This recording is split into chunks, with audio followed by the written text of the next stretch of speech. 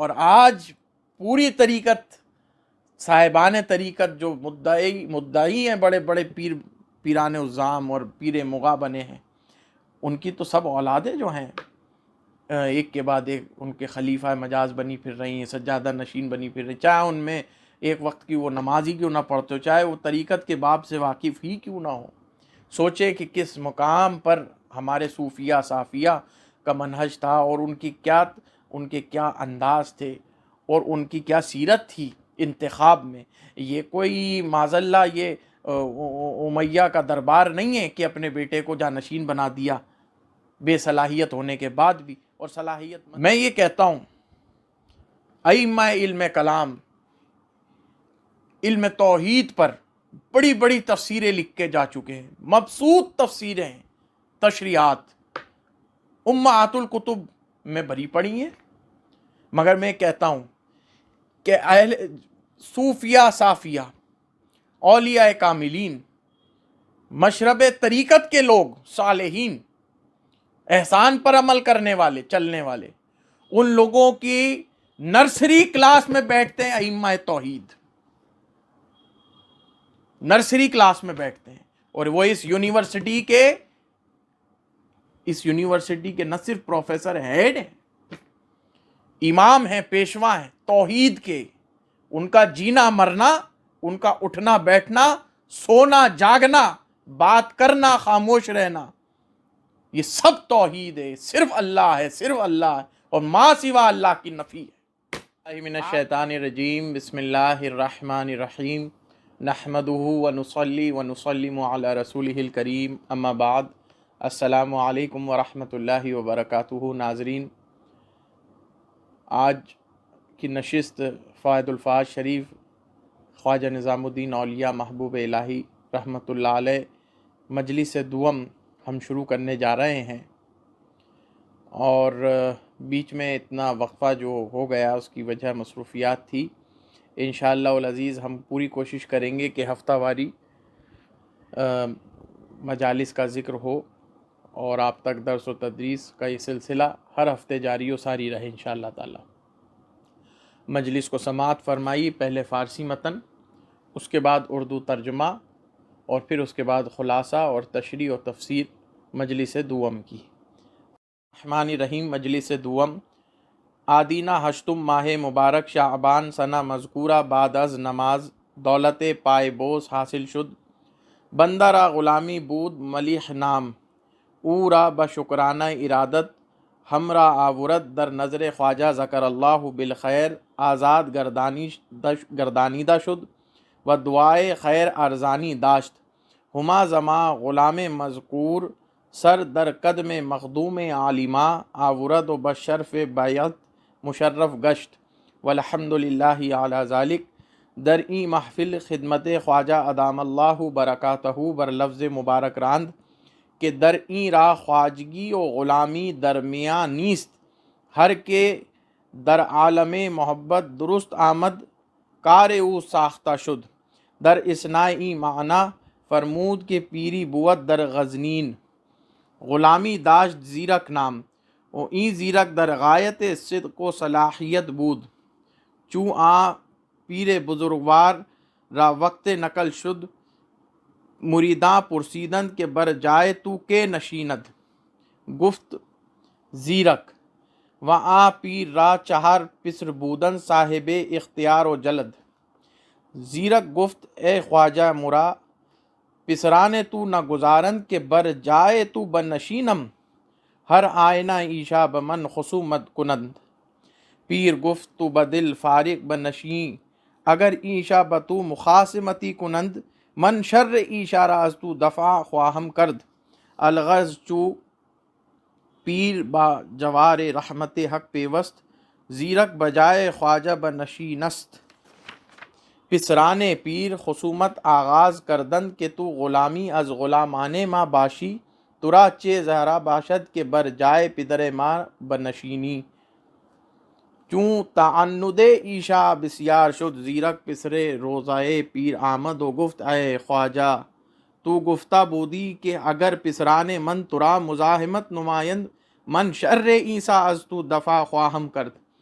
اکنو ایشا در ایزائے من شدہ اند ترا وعدہ خود با وفا باید رسانید این بگفت و بمقام خود باز آمد ہم در آ چند روز کافرہ در نواحِ غزنین بتاختند خلقی محاربہ ایشا بیرون آمدند ہر چہر پسران پیر نیز بر آمدند و حرب پیوستند و ہر چار شہادت یافتند آ مقام بے مزاحمت بر زیرک مقرر ماند ملیح مذکور را بعد از آ کے ارادت آورت دوگانہ نماز فرمود در آ محفل بر لفظ مبارک راند کہ این دوگانہ را نیت چے بایت کرد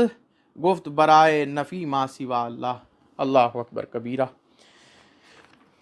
اب اس کا اردو ترجمہ ملاحظہ فرمائیے۔ دوسری مجلس، بسم اللہ الرحمن الرحیم۔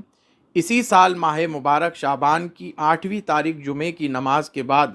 قدم بوسی کی دولت حاصل ہوئی۔ صاحب تصنیف فرما رہے ہیں محبوب الہی رحمۃ اللہ علیہ کی قدم بوسی حاصل ہوئی۔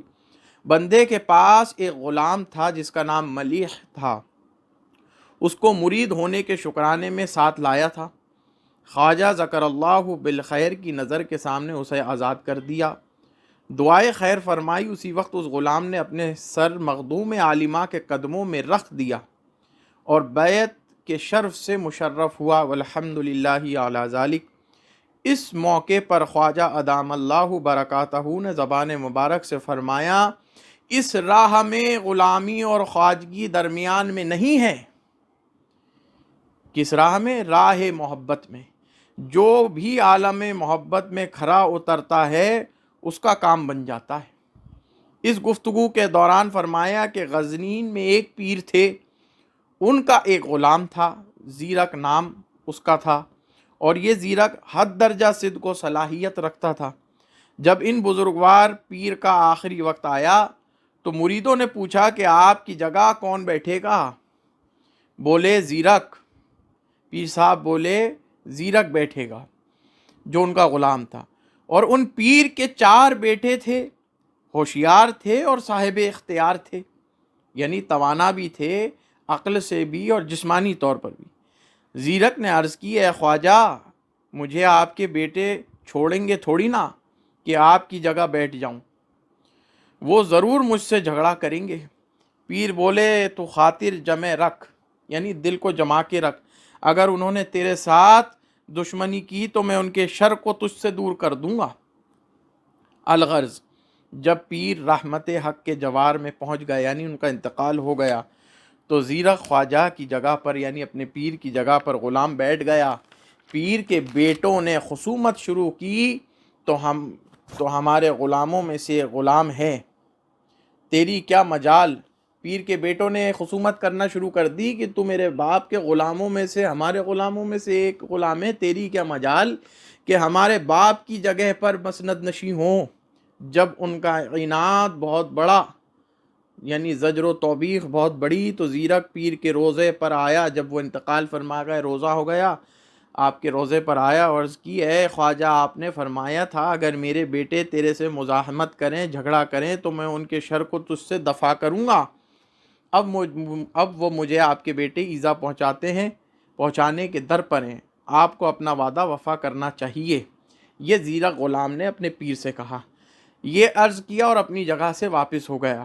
اس کے چند ہی روز بعد کافر غزنین کے نواح پر حملہ آور ہوئے، یعنی کافر غزنین کے جگہ پر حملہ آور ہوئے،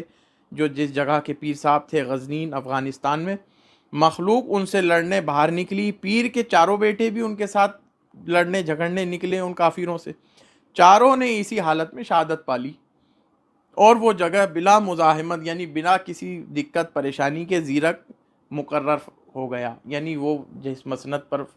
فائز تھا اپنے پیر کے، ویسے بچوں کے ان کے انتقال ہوتے شہادت پاتے ان کے چاروں، اب وہ بلا مزاحمت زیرک کے لیے مقرر ہو گئی وہ جگہ۔ ملیح مذکور اس کے مرید ہونے کے بعد، جو حضرت خواجہ نظام الدین اولیاء رحمۃ اللہ علیہ کے پاس مرید ہوا تھا، اس نے مرید ہونے کے بعد 2 رکعت نماز کا حکم ہوا اس کو، علی حسب العادت جو مشائخ چشت میں ہیں۔ اس سلسلے میں زبان مبارک سے فرمایا کہ اس دو گانے کی کیا نیت کرنی چاہیے۔ محبوب الہی سے ملیح نے فرمایا کہ 2 رکعت نماز نفل کی کیا نیت کرنی چاہیے؟ آپ نے فرمایا نفی ما سوا اللہ کی، نفی ما سوا اللہ کے لیے۔ اللہ اکبر کبیرہ۔ اب میں آپ نے یہ پوری مجلس سماعت فرمائی،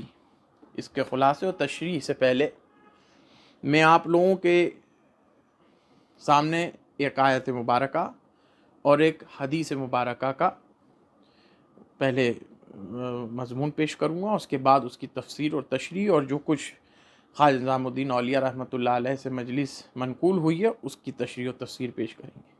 اللہ تبارک و تعالیٰ سورہ حجرات میں آیت 13 میں فرماتا ہے ان اعوذ باللہ من الشیطان الرجیم بسم اللہ الرحمن الرحیم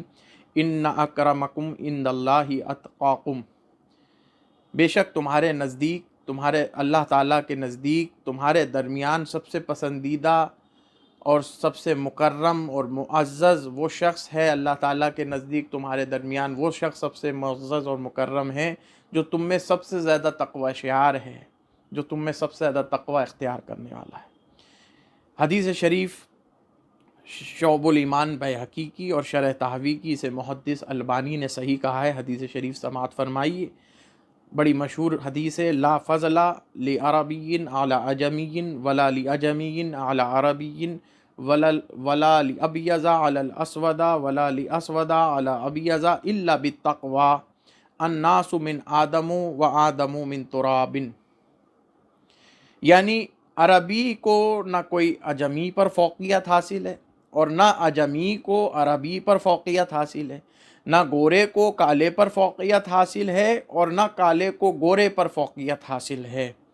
مگر فوقیت اگر حاصل ہے اللہ اور اس کے رسول کے پاس تو وہ تقوی سے۔ یہ قریب ہے آیت مبارکہ کے اس کا مضمون حدیث شریف کا، اس لیے میں نے اسے انتخاب کیا، ورنہ بے شمار حدیث اس ضمن میں آئی ہیں اسی الفاظ کے ساتھ اور دیگر الفاظ تغیر الفاظ کے ساتھ۔ پھر فرمایا الناس من آدم، آدم علیہ السلام سے تمام ان کی اولاد ہے، تمام دنیا بسی ہے، تمام بنی نوع انسانیت ہے، اور آدم جو ہے وہ خاکی پتلا ہے۔ سبحان اللہ۔ اب آپ نے یہ سماعت فرمایا، قرآن مجید کی آیت بھی سن لی، حدیث رسول صلی اللہ علیہ وآلہ وسلم بھی سماعت فرما لی۔ اللہ تعالیٰ کے نزدیک اگر کی پسندیدگی کا، محبوبیت کا اور مکرم ہونے کا، معزز ہونے کا اگر اللہ اور اس کے رسول کے پاس کوئی کرائیٹیریا ہے، کوئی وجہ علت بنتی ہے، سبب خاص بنتا ہے، تو وہ صرف تقوی ہے، صرف تقوی ہے۔ یعنی یہ نہیں دیکھتے کہ عرب اور عجم کا فرق نہیں دیکھتے، عرب اور عجم کا فرق نہیں دیکھتے، گورے اور کالے کا فرق نہیں دیکھتے، مالدار کا فرق نہیں دیکھتے، اولاد کا فرق نہیں کرتے۔ فرق اگر کسی چیز کا ہوتا ہے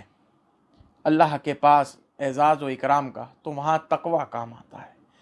تقوی ہی بخشواتا ہے اور تقوی ہی اللہ کے پاس محبوب اور مقرب بناتا ہے۔ حضور نبی کریم صلی اللہ علیہ وآلہ وسلم نے بھی یہی حدیث مبارک ارشاد فرمائی اور امت کو یہ پیغام دیا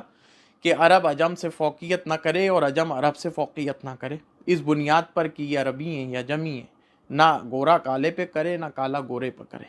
اس بات پر کہ گورا گورا ہے اور کالا کالا ہے۔ محبوب الہی نظام الدین اولیاء رحمۃ اللہ علیہ نے اشارتاً اس مجلس میں اس آیت کریمہ اور اس حدیث مبارکہ کی طرف ہی اشارہ فرما دیا، اس لیے میں نے استنباط میں یہ حدیث مبارکہ اور ایک آیت کریمہ کا انتخاب کیا۔ اب یہ سمجھنا چاہیے کہ یوں تو یہ بات کرنے میں آسان ہے، اگر اس کا تجزیہ کیا جائے تو انسان کی عادتاً زندگی میں، روزمرہ کی زندگی میں مسلمان کے ساتھ یہ برتاؤ نہیں کرتا ہے۔ مسلمان عام آدمی کے ساتھ یہ برتاؤ نہیں کرتا ہے کہ اگر وہ مالدار نہیں ہے تو اسے محبوب رکھے، اگر وہ مال و دولت والا نہیں ہے اور اس کے پاس اولاد نہیں ہے یا اس کے پاس مسل پاور نہیں ہے تو اسے محبوب رکھے۔ گورا کالے کو حقارت سے دیکھتا ہے، غلامی کی نظر سے دیکھتا ہے۔ آج بھی کتنے بڑے بڑے مظالم ہوئے تاریخ میں، اس بنی نوع انسانیت میں صرف رنگ کے بنیاد پر. کتنے بڑے بڑے جو ہے غلامی دی گئی کالوں کو، غلام رہے گوروں کے ایک زمانے دراز تک، اور آج بھی ان کو حقارت کی نظر سے دیکھتے ہیں. لیکن اسلام نے یہ اعزاز دیا، حضور نبی کریم صلی اللہ علیہ وآلہ وسلم نے یہ اعزاز دیا کہ حضرت بلال حبشی رضی اللہ تعالی عنہ کو خانہ کعبہ کی چھت پر چڑھایا. وہ بلال حبشی جو مکہ معظمہ کی گلیوں میں گھومنا جن کا دشوار تھا، جو کفار قریش کے غلام تھے اور ظلم و ستم کے مارے تھے، آج فتح مکہ کے بعد جب انہیں دیکھتے ہیں تو وہی بلال حبشی خانہ کعبہ جس کے اندر ان کفار مکہ کے بت تھے، اس کی چھت پر کھڑے ہیں اور اذان دیتے ہیں. تو یہ امتیاز گورے اور کالے کا، اجمی اور عربی کا ختم کر دیا حضور نبی کریم صلی اللہ علیہ وسلم نے. اور عام زندگی میں اگر آپ یہ دیکھیں تو عام مسلمان کے لیے بات عام زندگی میں وہ اختیار نہیں کرتا یہ جبکہ یہ اسلامی شریعت میں ہے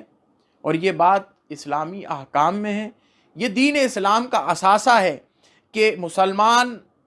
کو اگر اللہ تعالیٰ پسند کرتا ہے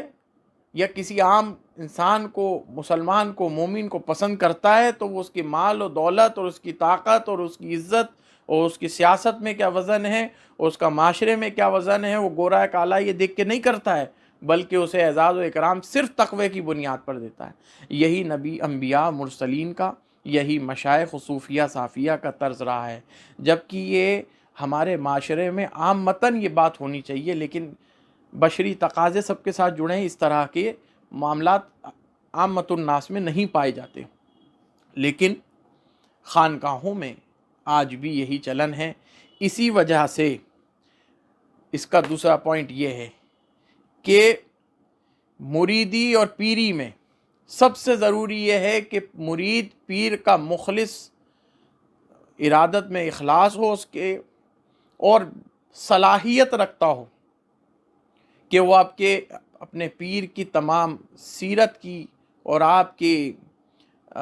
قدم مبارک پر چلنے کی پوری جو ہے وہ اکمل انداز میں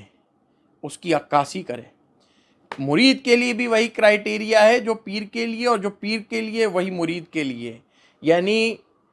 مرید اگر پیر سے وابستگی رکھے تو صدق و اخلاص کے ساتھ، اور پیر بھی اگر مرید سے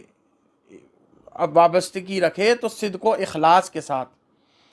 تقوی سے پیش آئے، تقوی وجہ علت بنائے اپنی جانشینی میں، اپنا گدی نشین، اپنا سجادہ نشین، اپنا خلیفہ مجاز، اپنا خلیفہ صادق اس کو بنائے جو تقوی میں سب سے زیادہ بڑا ہو، جو پرہیزگاری میں سب سے زیادہ بڑا ہو، جو صفا و صلاحیت میں سب سے زیادہ بڑا ہو، جو صدق و اخلاص میں سب سے زیادہ بڑا ہو، جو متابعت پیر میں سب سے اکمل و کامل ہو. اور وہ شخص ہو، اس میں ضروری نہیں ہے کہ پیر صاحب کے بیٹے ہی ہوں. اگر وہ پیر صاحب کے بیٹے ہیں اور یہ صلاحیتوں کے حامل نہیں کہ پیر کے کردار اور ان کی تعلیمات اور ان کی سیرت اور جملہ ان کے آثار اور ان کے نقش قدم پر چلنے لائق نہیں ہے اگر بیٹے بھی، تو ان کو سائیڈ لائن کر دیا جاتا ہے راہ طریقت میں. یہ کوئی دنیاوی منصب نہیں ہے، یہ دینی منصب ہے. یہ رسول پاک صلی اللہ علیہ وآلہ وسلم کا دین ہے. یہاں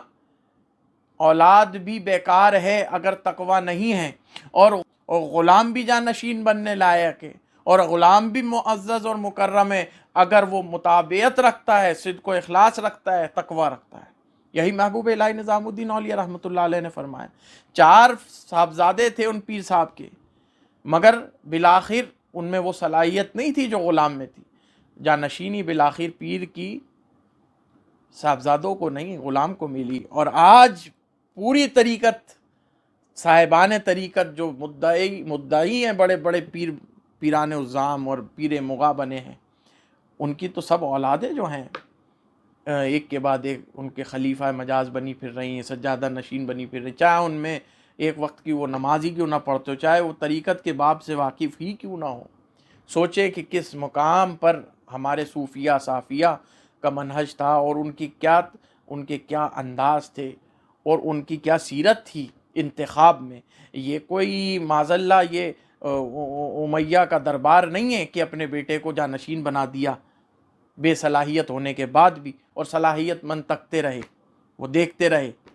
نہیں، یہاں وہی فائز ہوگا جو صلاحیت مند ہوگا۔ اسی وجہ سے حضرت مولانا جامی رحمۃ اللہ علیہ نے فرمایا ہے، ای جا فلاں ابن فلاں چیزی نیست، اس جگہ پر فلاں ابن فلاں کوئی شخصیت نہیں، کوئی چیز نہیں ہے۔ بادشاہ کا بیٹا بھی ہے تو شیخ طریقت کا اگر وہ صلاحیت نہیں رکھتا ہے، بادشاہ بھی ہے وقت کا، اگر وہ صلاحیت نہیں رکھتا ہے اور پیر ہے، پیر کا مرید ہے، تو اس کو ہٹا دیا جائے گا، اسے خلیفہ نہیں بنایا جائے گا۔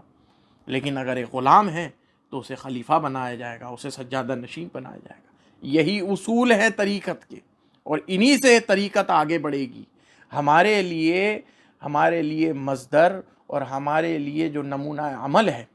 ہمارے لیے جو کرائٹیریا بنتا ہے تقلید میں، وہ حضرت خواجگان چشت اور صوفیہ صافیہ اور اولیاء کاملین کی ان مستند مصادر سے بنتا ہے، ان کتب کی روایاتوں سے بنتا ہے، نہ کہ جعلی کتب کی روایاتوں سے جو آج من گھڑت صوفیہ کے نام پر لکھ دی گئی ہیں۔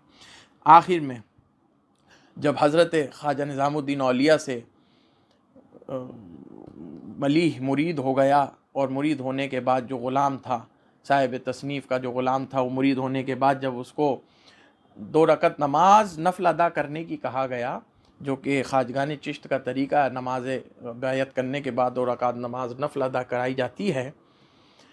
حضرت خواجہ نظام الدین اولیاء سے ایک بڑا ضروری سوال کیا گیا، اور تمام چشتیوں کے لیے قیامت تک اس سوال کا جواب مل گیا۔ دوسرے کسی سے بھی اس کے بعد اس سوال کے جواب کی کوئی جستجو ہے، نہ طلب ہے اور نہ کوئی تلاش ہے۔ آپ نے فرمایا، جب ملی نے پوچھا یہ 2 رکعت نماز نفل، اس میں نیت کیا کی جائے؟ نیت تو عمومی طور پہ کہ خانہ کعبہ کے رخ ہے، قبلہ ہمارا خانہ کعبہ ہے، 2 رکعت نماز نفل واسطے اللہ تعالیٰ کے میں کرتا ہوں، یہ تو نیت ہے۔ مگر اس میں ارادہ کیا کیا جائے، اس میں پیش نظر کیا معاملات رکھے جائیں؟ تو محبوب الہی نظام الدین اولیاء نے فرمایا کہ جو ہر نماز میں جو کرائٹیریا ہونا چاہیے، ہر نماز میں جس چیز کا تصور ہونا چاہیے، جو مصداق ہونا چاہیے، وہ کیا ہونا چاہیے؟ نفی ما سوا اللہ، اللہ کے سوا ہر شے کی نفی کر دو،